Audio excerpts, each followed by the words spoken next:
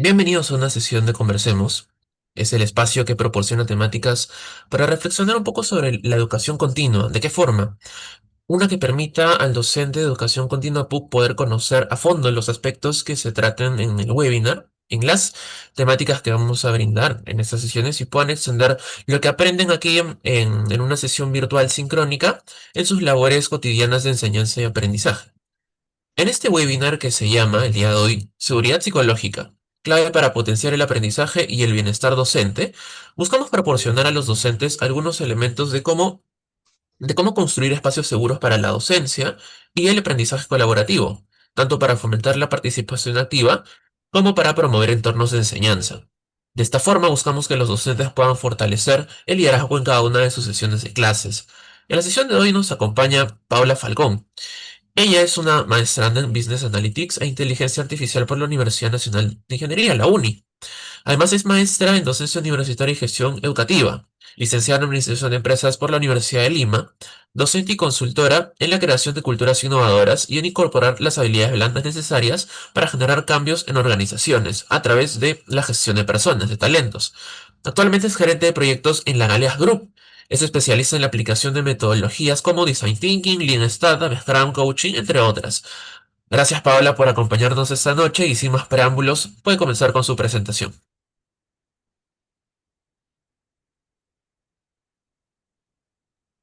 Muchas gracias, Max. ¿Me confirman, por favor, que se esté Se viendo está mi viendo bien PPT? la pantalla. Sí. Excelente. Bueno, muchas gracias por estar esta noche con nosotros.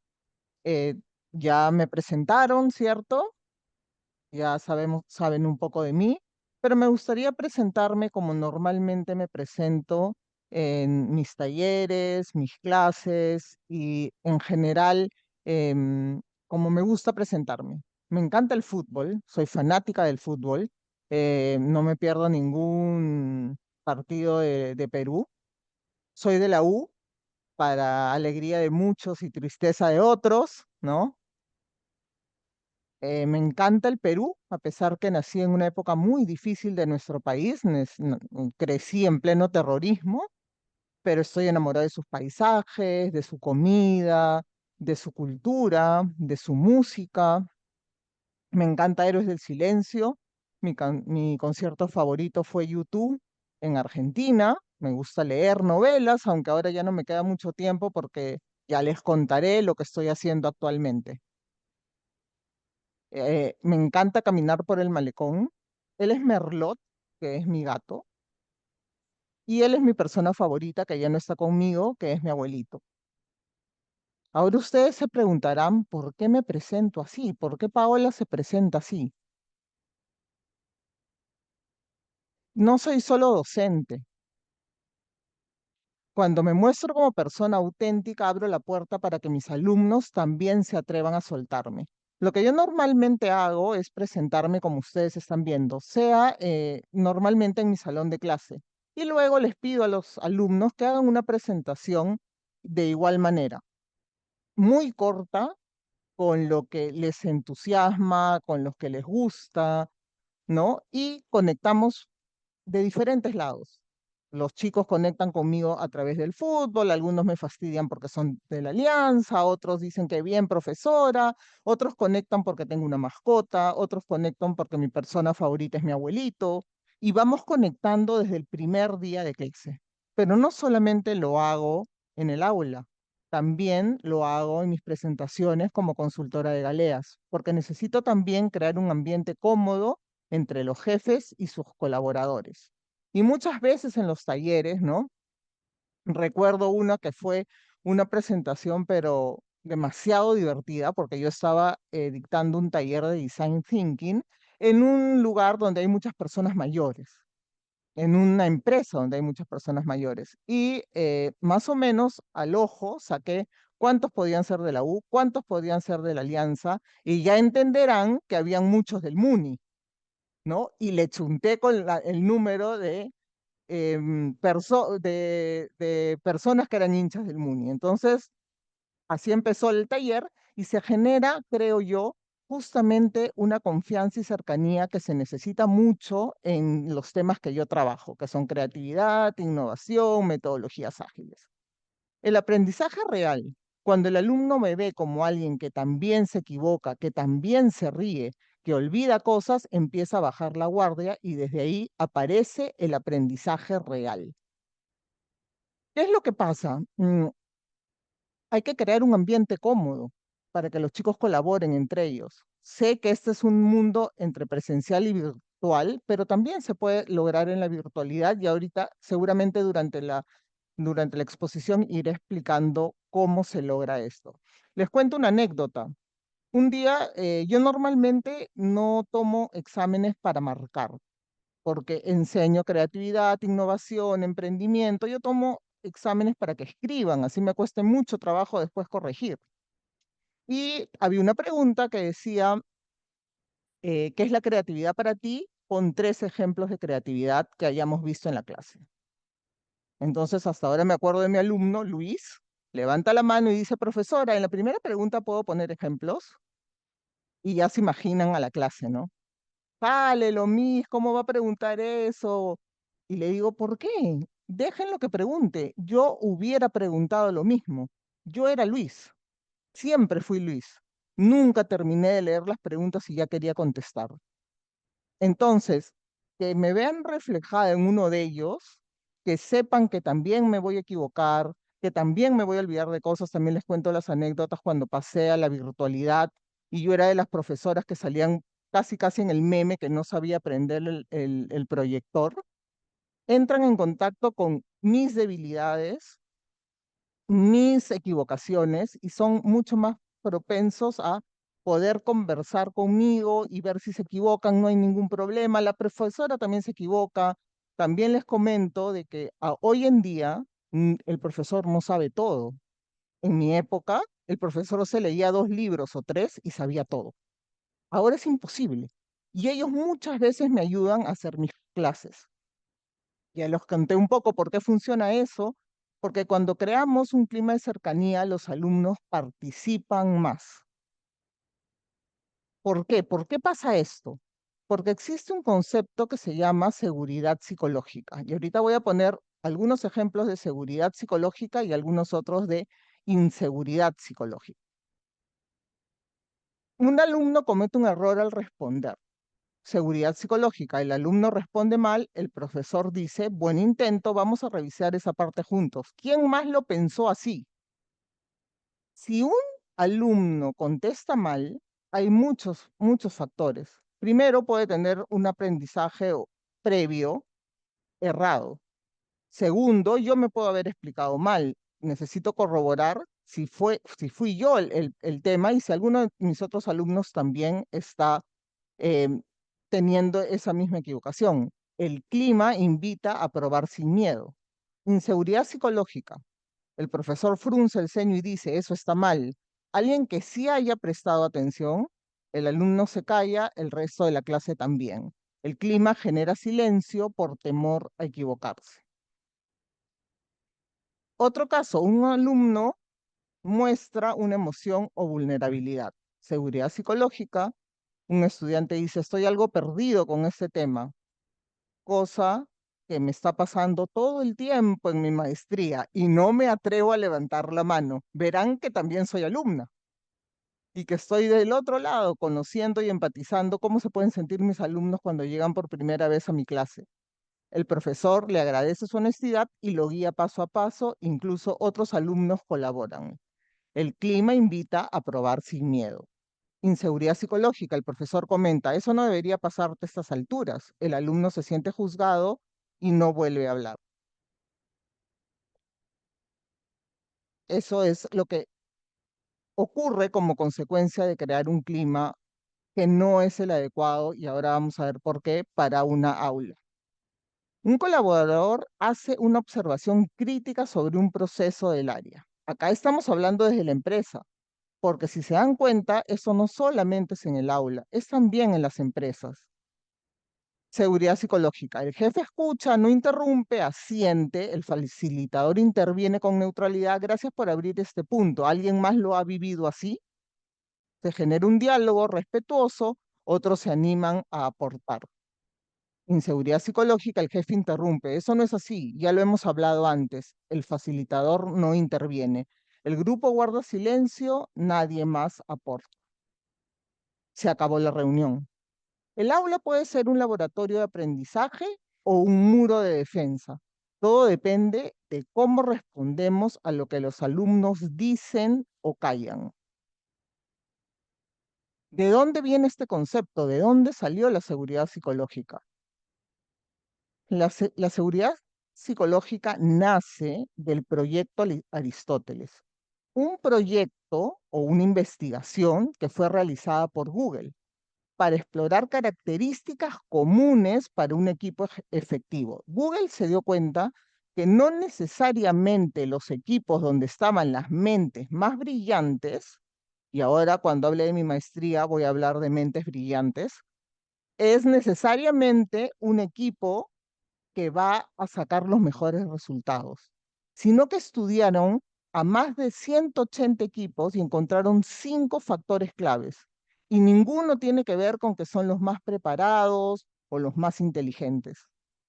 Tiene que ver con estos 5 factores. El impacto, voy a empezar de abajo para arriba. El impacto. Los miembros del equipo piensan que su trabajo es importante y crea un cambio. El significado. El trabajo es personalmente importante para los miembros del equipo. La estructura y claridad. Los miembros del equipo tienen roles, planes y objetivos claros. Confiabilidad. Los miembros del equipo hacen las cosas a tiempo y cumplen con los requisitos de excelencia de Google. Y finalmente, y el más importante, la seguridad psicológica. Los miembros del equipo se sienten seguros para tomar riesgos y ser vulnerables frente al otro. Esto fue lo que sacó Google después de, como les digo, em, estudiar a 180 equipos. También tenemos a Simon Sinek, el Círculo de la Seguridad, y que también habla sobre el Círculo Dorado. Si no han escuchado, no han visto nunca nada sobre el Círculo Dorado, se los recomiendo. Hay una charla TED muy buena de Simon Sinek sobre eso. No podemos evitar las amenazas externas, pero sí podemos cuidar lo que pasa dentro del aula. Seguridad psicológica es eso, proteger a tu equipo, a tus alumnos, antes que exigir. Los líderes delinean un círculo de seguridad alrededor de su gente y dicen, si los mantengo a salvo y no temen ningún peligro interno, entonces es más probable que trabajen juntos, confíen los unos en los otros, cooperen para enfrentar el peligro externo. Simon Sinek. ¿Por qué se habla tanto de equipos?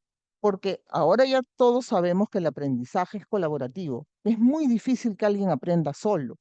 Por eso casi todo el tiempo estamos formando equipos de trabajo, donde hay diferentes características de inteligencia, tipos de inteligencia, de carreras, de edades, de culturas, y eso hace mucho más rico el aprendizaje. Por eso todo el tiempo estamos hablando de equipos de trabajo, no solamente en las organizaciones, sino también en el aula. Equipo uno, sin círculo de seguridad, desconfianza y miedo en el equipo. Equipo 2 con círculo de seguridad, ambiente de seguridad y confianza. ¿Qué nos da el equipo uno? Egoísmo, cinismo, miedo y paranoia. ¿Qué nos da el equipo 2? Confianza, colaboración y finalmente innovación, que es a lo que yo me dedico. Todos sabemos que actualmente vivimos en el mundo VUCA, BANI, como lo quieran llamar. Igual es incierto, igual es peligroso, incluso igual es complejo, igual es volátil.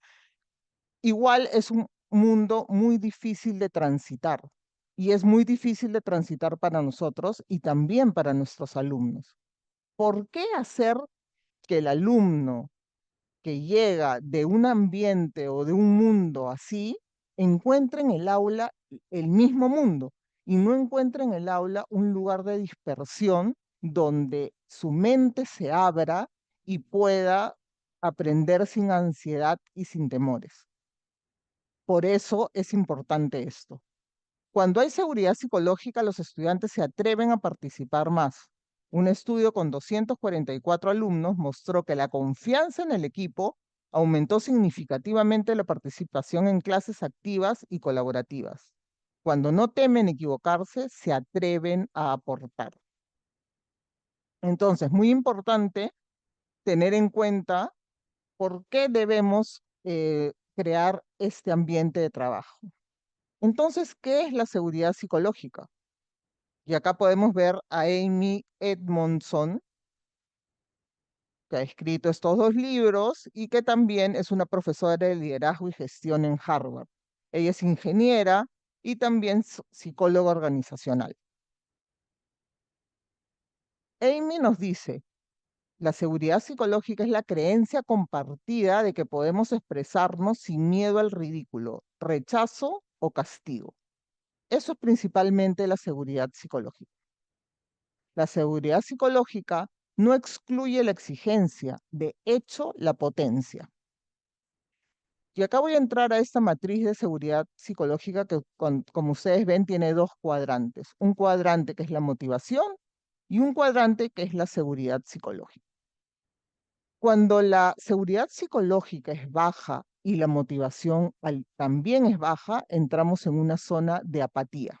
Nada nos importa, nada nos interesa, no comentamos nada porque podemos ser juzgados, no intervenimos porque nos pueden rechazar las propuestas y entramos en zona de apatía. Cuando tenemos una seguridad psicológica alta pero poca motivación, estamos en nuestra zona de confort. Si hay coaches acá, todos sabrán de la zona de confort, ¿cierto? Y cuando estamos con una motivación alta pero una seguridad psicológica baja, estamos en zona de ansiedad. Y la zona perfecta es evidentemente la que tiene una motivación alta y una seguridad psicológica alta. Ahora les voy a hablar desde mi rol de alumna. Yo estoy estudiando Business Analytics e Inteligencia Artificial.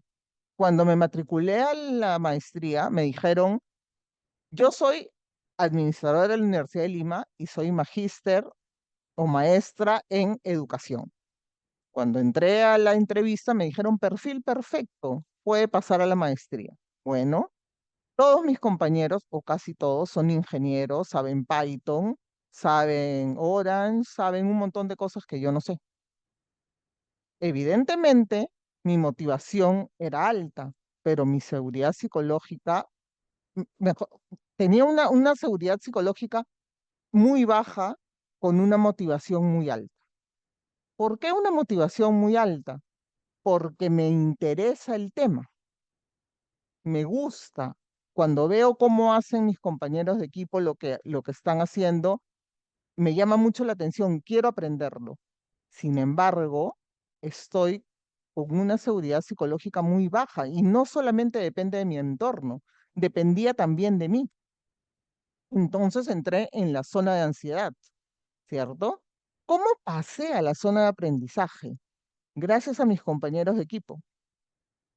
No fue el profesor el que me llevó hacia la zona de aprendizaje, fue mi equipo con el que trabajo, uno de los cursos, los que me llevaron hacia la zona de aprendizaje. ¿Por qué? Porque me hacían sentir valiosa en lo que yo aportaba, me hacían sentir que yo me brindaba una mirada que ellos no veían. Y esto me llevó a esa zona. Estuve a punto de dejar la maestría porque me sentía en zona de ansiedad. Y justamente quiero que mi tesis se trate acerca de cómo formar equipos de trabajo usando la analítica predictiva, prescriptiva, para que los equipos de trabajo se conformen de una manera que estén en una zona de aprendizaje. Por ahí he visto a algunos de mis compañeros de equipo y desde acá quiero agradecerles a Juan Carlos, a Hugo, a Telvi y a Luis. Hay algunos que están, que yo les digo mis IAs, ¿no? Algunos están por acá, están dejando de ir a su clase, pero ellos me llevaron a la zona de aprendizaje y es el profesor el que nos tiene que llevar hasta ahí. Somos nosotros como docentes los que tenemos que llevar a zona de aprendizaje. Todos conocemos la zona de confort. Normalmente cuando yo estoy actualmente saliendo de mi zona de confort y entrando a una zona de miedo, pero luego entendiendo que hay personas con las que me puedo reunir en equipo y sentirme segura, he pasado una zona de acción y de aprendizaje. Y luego, evidentemente, van a haber éxitos y van a haber fracasos. Es muy exigente una maestría en la uni. Pero estoy ahorita en una etapa de autorrealización y de autoestima porque estoy siguiendo adelante. Ahora, ¿cómo llevamos esto al aula? ¿No? Desde el lado de Amy Edmondson es dando permiso para hablar, validar toda intervención. Alguien tiene otra mirada, todo es válido aquí. Muchas veces creemos que lo que nos ha contestado el alumno está equivocado, pero de repente lo está viendo desde otro lugar y tenemos que preguntarle, ¿por qué me comentaste eso? ¿No? O, por ejemplo, esa es una parte del concepto que enseñé en la clase pasada. ¿Quién ayuda a su compañero para construir lo que falta? Por ejemplo, tolerancia al error. Tratar el error como insumo, no como falla. Gracias por intentar, veamos juntos qué pasó. Evidentemente me dedico a un área donde es muy fácil incentivar esto, que es la creatividad y la innovación. Mis alumnos construyen todo el tiempo sobre la idea de otro. Todo el tiempo están construyendo sobre la idea de alguien más. Ellos saben muy bien que cuando están en una pared llena de post-its con ideas de sus compañeros, ninguna se anula, se construye sobre ella. No hay error ahí y eso los anima a seguir contribuyendo y salen paredes llenas de post-its increíbles. Confianza interpersonal, fomentar vínculos, aprender nombres, armar grupos. Yo tengo una característica como profesora, eso sí, quisiera darles un tip, pero no lo tengo tan claro. Me aprendo el nombre de todos. Al segundo día me sé el nombre de todos mis alumnos, de todititos. Ahora, ¿cómo hago esto en virtual? Evidentemente no me sé el nombre de todos en virtual, es mucho más difícil, hay mucha más gente, pero lo que hago es anotar a todos los alumnos que participan en la clase anterior. Lo tengo siempre en un cuaderno y a la clase siguiente lo que hago es agradecerles. Gracias a tal persona por haber participado, gracias, tu intervención me sirvió de mucho porque no sé, o sea, hago digamos, el resumen de la clase previa con los aportes que tuve durante la clase anterior. Construyo todo mi aprendizaje previo con lo que comentaron mis alumnos por el chat o prendiendo el micrófono. ¿Cómo hago esto también? También hago una dinámica ya en la cuarta clase del curso, que uno se para y tiene que saber el nombre de todos sus compañeros de clase. Y ahí se van ayudando porque no se la saben. Para mí es muy importante que ellos se conozcan, ¿no? En sus equipos chiquitos sí hago que se conozcan, que sepan, que tengan un tiempo como de 10 minutos para conocerse, que es muy importante. Apoyo de líder. Ser facilitador no figura punitiva. Guía procesos grupales, fomenta la participación y crea el espacio para que las ideas fluyan. Este es desde la mirada de Amy Edmondson. Y desde la mirada de David Rock, que también vamos a ver ahorita una pequeña técnica que él usa, es autonomía, que el estudiante elija dentro de márgenes. Por ejemplo, que escoja su equipo de trabajo, que sea libre de escoger, yo los dejo que ellos escojan. ¿Cómo hago esto? Hago que primero se reúnan en grupos chiquitos, hago muchos movimientos, tanto en presencial como en virtual, y ellos escogen. Desde la afinidad, ahí se van dando cuenta y van escogiendo con quién quieren formar grupo. Otro también es que ellos mismos escogen sus proyectos de emprendimiento o sus proyectos para hacer sus investigaciones sobre marketing, ¿no? Claridad, que las reglas y expectativas estén claras y justas para todos. Y equidad emocional, cuidar las respuestas del docente ante errores, desacuerdos o interrupciones. Y justamente David Rock es el que nos trae el modelo SCRAF, por sus siglas en inglés. ¿Qué es SCRAF? Es estatus. Se refiere a la importancia relativa de las personas. Soy valioso. ¿Cómo puedo asegurarme de que sepan que son valorados? Por ejemplo, aprendiéndome sus nombres. Por ejemplo, a la clase siguiente, viendo cuáles han sido sus aportes y cómo han contribuido al aprendizaje de sus compañeros. Certeza se refiere a nuestra capacidad de predecir el futuro. ¿Qué tan seguros estamos? Sé dónde estoy y qué pasará. ¿Cómo puedo aclarar dónde están y qué pasará? Yo tengo una manía que por mi forma de ser, que es totalmente organizada, yo les muestro el primer día de clase cuál va a ser su trabajo final y cómo lo vamos a ir construyendo a lo largo del ciclo. Y todas las clases les pongo, estamos aquí y tenemos que llegar acá. Otra cosa que también les digo es, si a ustedes no les sale el emprendimiento, porque ellos tienen que hacer un emprendimiento innovador y creativo.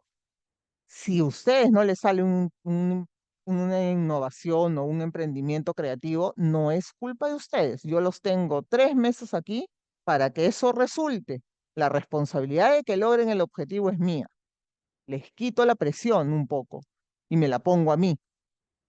Autonomía se refiere a nuestra percepción de tener control sobre nuestro entorno. Tengo opción.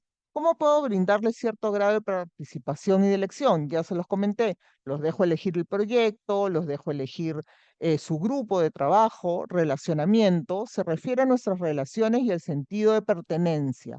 Pertenezco. ¿Cómo puedo hacer que se sientan parte del equipo? Lo mismo, los considero dentro de alguna de las decisiones. Por ejemplo, el primer día de clase nos ponemos de acuerdo. ¿A qué hora voy a poner lista?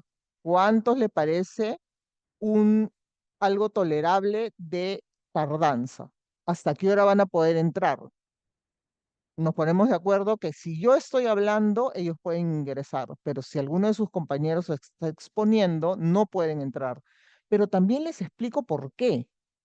¿Por qué pasa esto? Porque yo no a pesar de que soy distraída, yo ya sé manejarme y puede entrar un alumno, puedo hacer bulla y yo no me voy a distraer, pero su compañero que está exponiendo sí puede distraerse.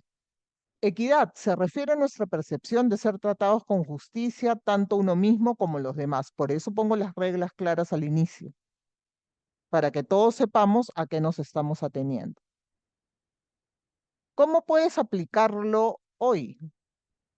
Sean auténticos. Mi presentación es así porque realmente soy así. Ahora, no a todos nos va a funcionar la misma presentación. Yo siempre digo, ¿por qué puedo hablar de fútbol cuando eso es un tema tabú, ¿no? A todos nos dicen, no se habla de política, no se habla de religión, no se habla de fútbol. ¿Por qué yo sí puedo hablar de fútbol? Porque es pintoresco que a mí me guste el fútbol. Es pintoresco que sea tan hincha de la U. Es algo que me distingue. De repente, si un profesor hombre lo cuenta o lo comenta, ya no va a ser no va a ser tan chistoso y lo van a tomar, lo pueden tomar de otra manera. Entonces, tienen que encontrar la forma que a ustedes les sea auténtica de acercarse a sus alumnos. Y eso se los digo para cualquier edad, porque nosotros hacemos esto y yo me presento igual en mis talleres. Se los digo para personas de maestría, se los digo para pregrado adultos y para pregrado jóvenes, ¿no? Mostrarnos desde nuestra autenticidad. Conozcan a sus alumnos, ya les comenté que yo me sé los nombres, me sé algunos hobbies que tienen porque inmediatamente que yo comparto mis cosas también ellos me cuentan, entonces me voy aprendiendo algunas cosas, claro, paso 3 meses con ellos, hasta 4 en algunos casos, y soy muy cercana. Uso mucho también mi pensamiento intuitivo, los miro mucho, cómo trabajan, me doy cuenta cuál es el que encaja en determinado momento. Cuando veo a uno callado, que normalmente es conversador, me doy cuenta y me acerco, ¿no? O siempre entro a las aulas cuando están trabajando solos. Ahora, hay una manía muy propia de estos tiempos, que todos trabajan con la cámara apagada en los equipos y ni siquiera proyectan lo que están, o sea, el PowerPoint que están compartiendo, ¿no? Están conversando por WhatsApp. Yo los incentivo a que por lo menos en sus equipos de trabajo prendan la cámara. Yo entro y les digo, a ver, todos me prenden la cámara ahora que estamos juntos y solos, y todos empiezan a prender la cámara y se empiezan a conocer. No hay nada más triste que nuestros alumnos no se conozcan y ni se reconozcan cuando se vean de forma presencial. Atributos de un buen líder o de un buen docente: la curiosidad, la empatía. Ahora estoy empatizando mucho más con mis alumnos porque estoy desde el lado de alumna, de algo que no conozco, de algo que me es difícil de aprender, pero ahí estoy, ¿no? Estoy justo en los zapatos de mis alumnos, clarito en los zapatos de mis alumnos. La curiosidad, la humildad, ¿no? Em, la disposición a escuchar, la capacidad para reconocer las brechas y el deseo genuino de comprender al otro. La seguridad psicológica no es una técnica, es una forma de relacionarse con el otro desde la autenticidad. ¿Qué más pueden explorar acerca de la seguridad psicológica? Cómo se construye un aula donde sea posible equivocarse, preguntar y sentir sin miedo, sin que eso se confunda con una cultura complaciente, ¿no? También pueden explorar sobre la exigencia académica, qué condiciones hacen posible dar retroalimentación clara y exigente sin que los estudiantes se cierran o lo confundan con falta de empatía, estilo de liderazgo docente, qué tipos de liderazgo permite generar confianza con los estudiantes sin perder la claridad en los límites, la exigencia y el rol formativo docente, competencias personales del docente, qué habilidades blandas y nivel de manejo emocional necesita un docente para sostener un grupo sin agotarse, conectar sin perder la autoridad y contener sin asumir un rol terapéutico. Cómo detectar y manejar esas pequeñas dinámicas dentro del grupo, ¿no? Como la orianía, los silencios estratégicos o la exclusión pasiva, que pueden romper la seguridad psicológica sin que el docente la perciba. Formación emocional del estudiante. ¿Qué necesitan aprender los estudiantes para poder dar opiniones, hacer críticas o participar activamente sin herir, imponer o quedarse callados por temor al juicio? Rupturas, retrocesos y reparaciones. ¿Cómo se repara la confianza en el aula cuando la seguridad psicológica se rompe sin tener que bajar el estándar ni recuperar la autoridad a costa del vínculo? Evaluación del impacto. ¿Cómo saber si el aula realmente es un espacio seguro para hablar y aprender o si solo se ha vuelto un lugar cómodo donde nadie se arriesga a decir lo que piensa por miedo a incomodar? Esas son algunas de las cosas que los invito a que exploren. No podemos tocar todos los temas en el webinar porque es muy corto el tiempo, pero les dejo todas estas preguntas para que ustedes puedan explorar a profundidad. Muchas gracias.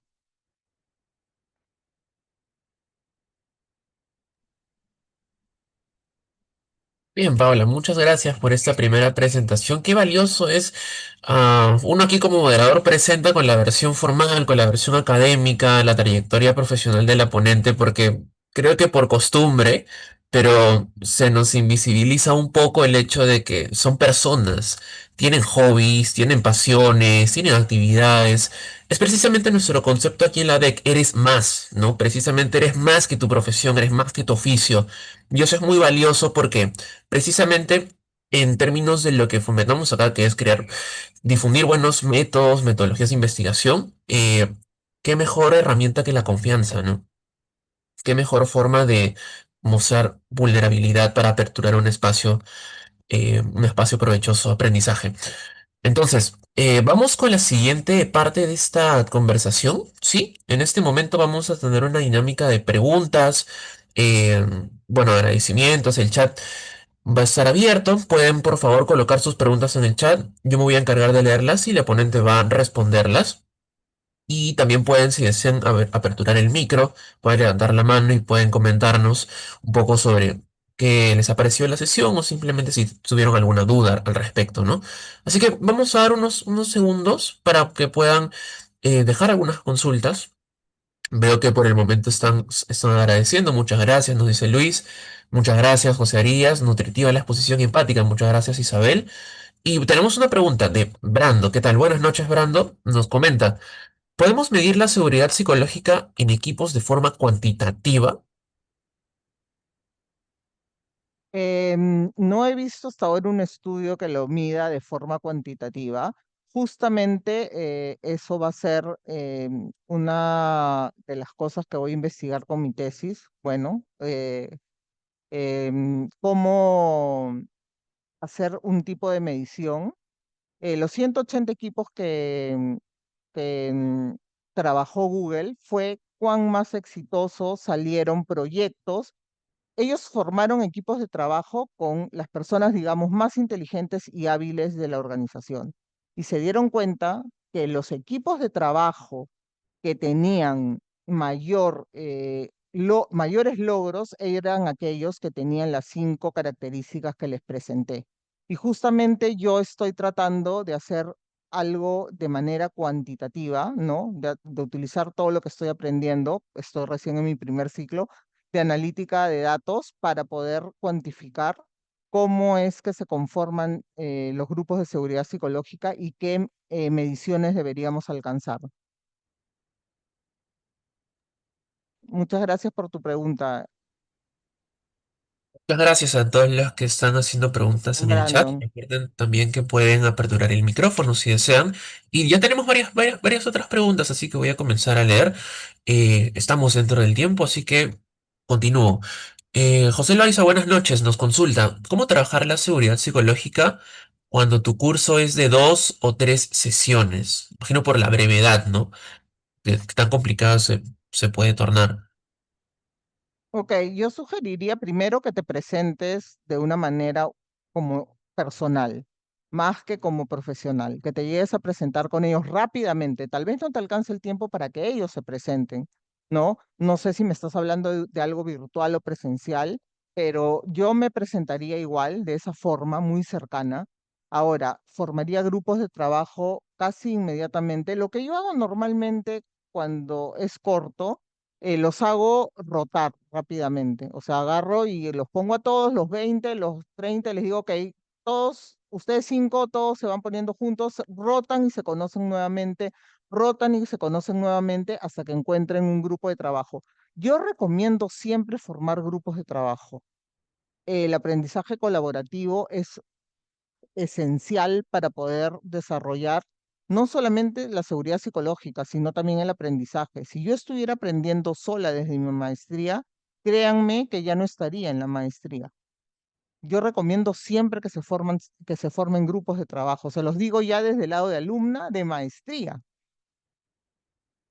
porque probablemente sola no hubiera podido terminar los trabajos que me encargan, ni he aprendido mucho más con mis compañeros de equipo que durante las clases. A mí se me dificulta evidentemente más el tema, pero sí considero que siempre deberían formar equipos de trabajo de 5 personas máximo. Ese es el ideal para mí.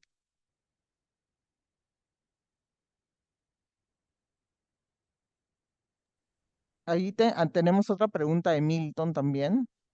Sí, justo estaba apuntando también porque de paso también escucho, me parece muy interesante toda la ponencia, hizo mi libro. Ok, vamos entonces con la siguiente pregunta. Muchas gracias. Rosalira nos agradece, muchas gracias por la exposición, muy interesante. Milton Sagasti nos hace la siguiente consulta. ¿Cómo aplicar lo expuesto en clases virtuales donde la cantidad de alumnos podría exceder los 40? Acá ya no es tiempo, sino cantidad de personas, que quizás puede ser más difícil diversificarlos, ¿no? Adelante. Ok, sí, me imagino, obviamente, clases virtuales, y disculpa, me perdí esa parte. Soy distraída, como verán, como mis alumnos.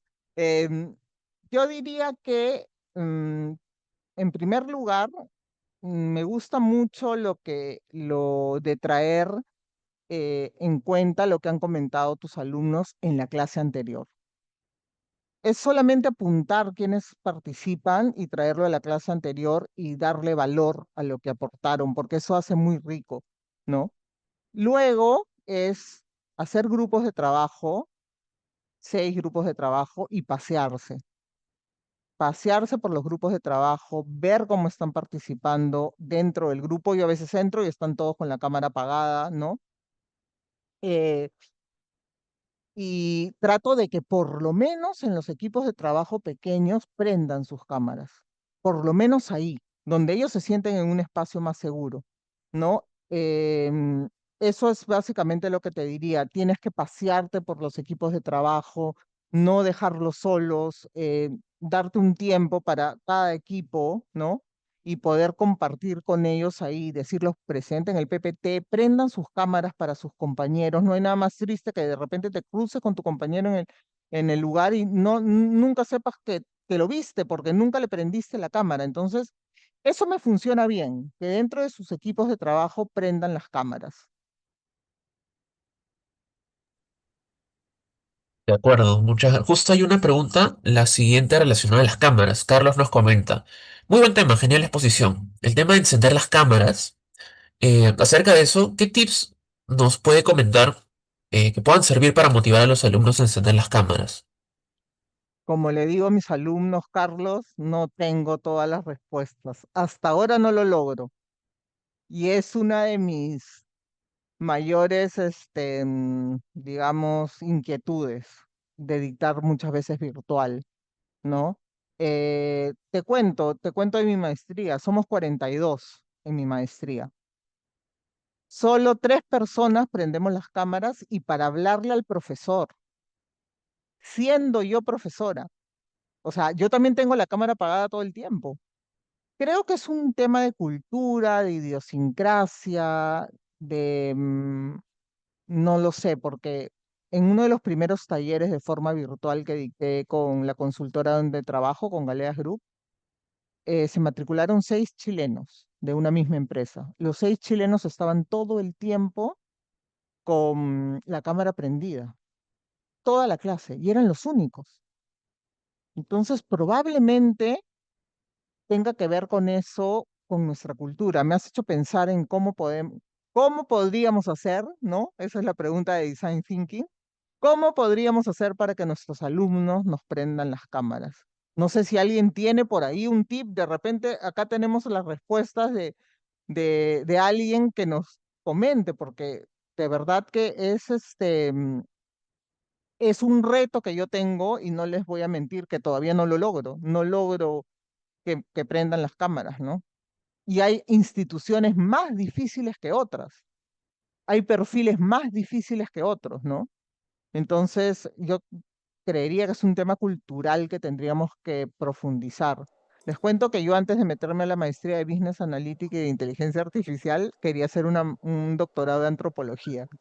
O sea, un cambio, pero de 180 grados, justo para analizar algunas cosas de estos temas, ¿no? Creo que lo Ahora, tengo pendiente. Paola, permíteme un comentario rápido. Sí, Carlos, Me, por me pasa supuesto, tanto en pregrado como en los cursos de diplomados en Centro, o sea, los dos extremos. correcto. Lo que logro en Centrum es que prendan la cámara cuando intervienen, por lo menos, ¿no? Ujú. Y para la foto final, claro. Pero, pues, Sí, nosotros, yo no conozco a mis compañeros de maestría más que los que estamos haciendo, con los que hay a compañeros de mi maestría que ni siquiera porque hacemos grupos juntos, no sé si estarán por ahí todavía porque se han metido de ahí a mirar porque estamos en clase ahorita, yo he pedido permiso, pero sí es muy complicado. Yo para exposiciones evidentemente tienen que prender la cámara, para mí es obligatorio, pero claro. en mi maestría no. Solo 3 prendemos la cámara y somos Ah, 3 de mi generación, 54 años, 57 años, 52 años, ¿no? mm. Y sí, es un reto que creo que lo tenemos pendiente y yo desde mi mirada de design thinking y de creatividad e innovación, ahí se empieza con una pregunta, ¿no? ¿Cómo podríamos hacer para que nuestros alumnos enciendan la cámara? Paola, la última, por favor. El Sí, tema de claro, la presentación, que es lo que una de las cosas que me ha llamado bastante la atención en tu charla, que es genial, muy buena, muchas independientemente gracias, del Carlos. curso que dictes. O sea, esa presentación, estar cerca de ellos, así dicte compras, dicte ingeniería, dicte lo que Miren, dicte. Carlos me ha hecho acordar por qué empezó esa presentación. Esa presentación nace en un taller, los primeros talleres que dictábamos de Lean Startup con la consultora, hace 12 años o 10 años. Y miren lo que me pasó. Yo, si me conocen personalmente, soy muy seria, pero muy seria. Pero en realidad, o sea, soy recontra graciosa y bromista, pero mi cara es muy, muy seria. Manuel, que me conoce, de repente puede dar fe. Entonces, en la primera vez que dicté un taller, nosotros teníamos nuestras encuestas de satisfacción y tengo un par con el que dicto, que es Juan Miguel Galeas. Él es súper capo, súper, súper capo. Entonces, él daba unas exposiciones espectaculares y yo voy desde otra mirada, ¿no? Yo voy desde el lado más, desde mi lado humano, desde mi lado emocional, yo los divierto, soy totalmente distinta, ¿no? Entonces salen las encuestas y me has hecho acordar por qué nace todo esto. Y estaba presente el jefe de innovación de Entel. Y todas las calificaciones de nuestros NPS siempre son muy buenos, gracias a Dios, y a nuestro trabajo. Todo siempre sale 10, 10, 10. Y en eso veo yo y veo un 5. Y yo era primera vez que dictaba en el taller.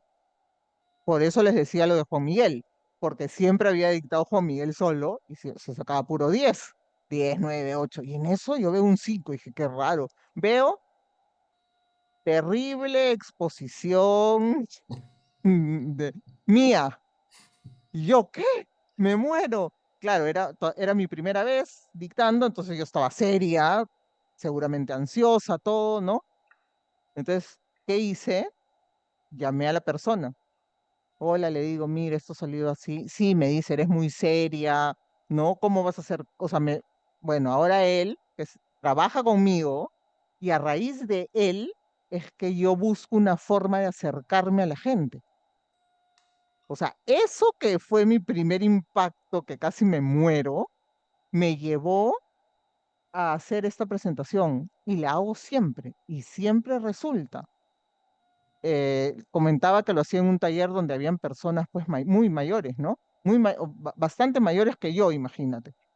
Y todos se enganchan con esa forma. Por eso les digo, tienen que encontrar su forma, porque yo me imagino que no es lo mismo que una mujer diga que es de la UA que lo diga un caballero, un señor, ¿no? Tienen que ver por dónde van, ¿no? Lo mío es gracioso, pues, ¿no? Que me guste tanto el fútbol y que sea tan hincha de la U. Pero sí, lo hago en cualquier escenario, Carlos. Ok, Y por muchísimas eso que me gracias. pasó. Muchas gracias. De nada, Carlos, un gusto. Muchas gracias por la intervención. Más allá de las preguntas, también es un espacio para que puedan conversar. Como dice Paola, acá seguro hay gente de su entorno, su maestría, entonces imagino que también eh, hay algunos conocidos ahí. Es una oportunidad muy breve para hacer networking, ¿no? Así que los invito a interactuar también. Pero ya por temas de tiempo vamos a seguir con las preguntas. Así que leo la siguiente. De Julio Marchena nos dice, Paola, excelente tu exposición.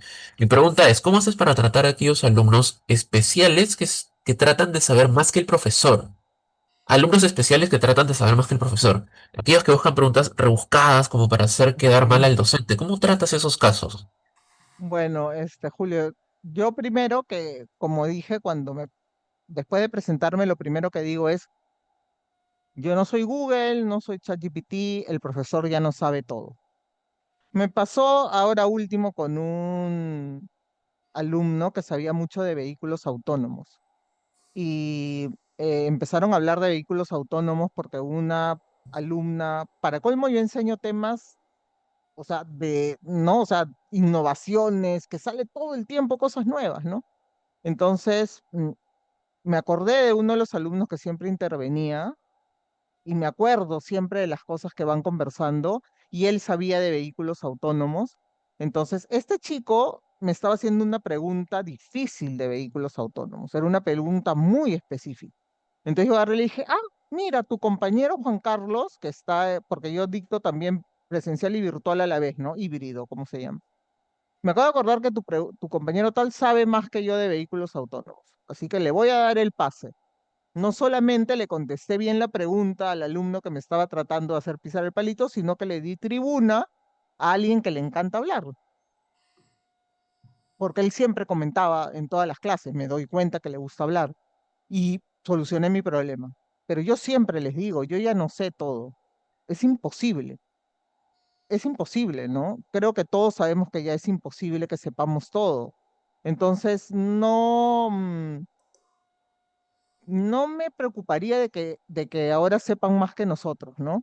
En muchas cosas saben más que nosotros y hay que aceptarlo, creería yo. Sobre todo si estás en pregrado. En pregrado hay un montón de chicos que investigan muchísimo.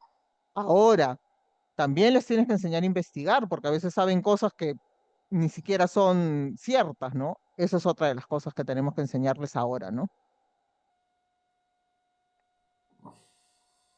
Bueno, gracias, Paola, sobre Métodos de enseñanza. Vamos a leer la siguiente pregunta de Virginia. Nos dice, además de los manuales de Design Thinking, ¿hay otros documentos donde se puedan encontrar dinámicas de interacción entre los miembros de un equipo? Sí, hay un libro bien interesante y se me ha ido ahorita. No sé si de repente alguien lo recuerda por acá o si hay alguien de mi equipo de Galeas que me ayude, por favor, con este libro donde se encuentran las dinámicas. Yo uso mucho los seis sombreros de Edward de Bono. Eso me gusta muchísimo, por ejemplo. Es una de las que más me gustan. A ver, de repente por ahí me están ayudando, me están soplando. Game Storming, no, hay otro más, Virginia, hay otro más que era donde nosotros sacamos las dinámicas y se me ha ido el nombre ahorita. Ese también es bueno, pero por ejemplo, yo cual uso muchísimo, no sé si han escuchado sobre los seis sombreros de Edward de Bono. ¿Han escuchado hablar sobre eso? Esa la uso mucho. Ya, tú la usas, Virginia. Es interesantísima. Yo les doy un tema y les doy un tema y los pongo con sus sombreros, ¿no? Y los pongo a debatir sobre ese tema con sus diferentes sombreros. Miren, ahí les están dando un montón, pero yo me comprometo, porque acá no me está, veo a gente de mi equipo, pero no me está ayudando, en darles el nombre a través de Max o de Manuel. Em, Perdón que se me está moviendo esta. Edward de Bono, sí, ¿yo qué hago, Virginia, con los sombreros de Edward de Bono? Los mando a investigar. Le doy el sombrero desde el día uno, les digo, vamos a tratar el tema de inteligencia artificial. Este equipo, pongo con equipo siempre, este equipo se lleva tal sombrero, investiguen. Y ahí se dan cuenta de muchísimas cosas, se dan cuenta de que no son los dueños de la verdad, se dan cuenta de que todo el mundo tiene un motivo por qué pensar diferente, se dan cuenta de infinidad de cosas. No solamente eh, se dan cuenta de que pueden justificar pueden tener una mirada distinta de una problemática, ¿no? O sea, ellos, no sé, por ejemplo, yo por ejemplo, yo les pongo, ya, me dicen, no, profesora, usted no me va, yo no pienso así de ese tema. Ya, les voy a dar un ejemplo. Yo todo lo veo fútbol, ¿no? Le digo, les voy a dar razones porque hay hinchas de la Alianza. Porque el mejor jugador del Perú es César Cueto, porque tienen una mística diferente. ¿Qué otra cosa les digo? Me acabo de olvidar de todas las razones por qué ser hincha de la Alianza. Pero esa es una. La camiseta es linda, ¿no? ¿Ven cómo yo desde mi hinchaje de la U puedo darle vuelta a mi pensamiento? Ustedes también pueden. Investiguen y dense cuenta. Y se ponen a investigar y vienen convencidos de su sombrero. Es increíble. Después otra cosa que les digo, de castigo, mandan a exponer a uno que no le gusta exponer. Entonces, le digo, tú estás hablando desde tu sitio, porque escogen a un representante, ¿no? Y tú quieres tener el protagonismo, pero mandas a uno de tus alumnos, de tus compañeros que no les gusta hablar. ¿Cuál es el sentido de eso? Utilicen sus habilidades. Cada uno tiene una habilidad distinta. Por eso son un equipo. Porque justamente van a poder usar la habilidad del otro. Ah, ok, sí, es mucho más rico hacerlo en grupo. Hazlo en grupo y te va a ir súper bien. A mí me encanta esa dinámica para los alumnos. Es excelente.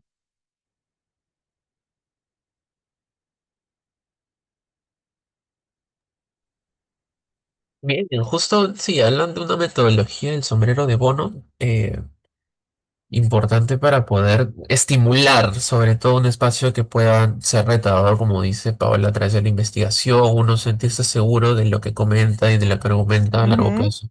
Fomentar un ambiente seguro de ese tipo, ¿no? Las demás, correcto. los demás fraseos. Son frases, creo que ya no hay más preguntas, así que las leo de corrido y vamos conversando un poco en base a las reflexiones finales. Manuel Saavedra nos comenta, Simón Sinek en su libro El juego infinito habla de la importancia que se le debe dar a la confianza antes que al rendimiento. Pero en esta sociedad competitiva, ¿cómo poder hacerlo equilibrada ambas cualidades? Imagino que lo competitivo y el rendimiento, ¿no? Y Isabel nos comentaba, hola, buenas noches, suelo prender mi cámara cuando aún participo como alumna. Sin embargo, en algunas situaciones no deseo distraer debido a que otras personas ingresan o salen del espacio. O a veces ingiero un alimento o tomo una bebida caliente. Comparto mi experiencia personal. Bueno, hasta aquí es un primer corte. Les doy la palabra para que comente algo de estas dos reflexiones. Ok, sí, bueno, exacto, o sea, el tema de prender la cámara es un tema que creo que todos debemos trabajar, no solamente como profesores, sino también como alumnos, ¿no? Em, yo siempre prendo mi cámara como alumna, evidentemente como profesora también. Em, es es un tema, creo yo, también de dónde estamos. Hay muchos chicos que están yendo y viniendo todavía de sus trabajos, no es lo ideal, ¿cierto? Pero lo sabemos, sabemos que están todavía transitando de un lado al otro, ¿no?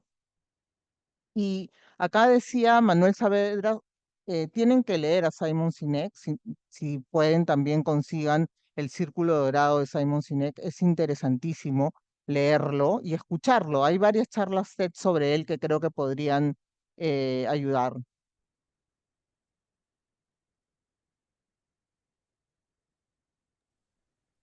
De acuerdo, muchas gracias. Pasemos a las siguientes reflexiones y ya las últimas para poder dar fin a la sesión.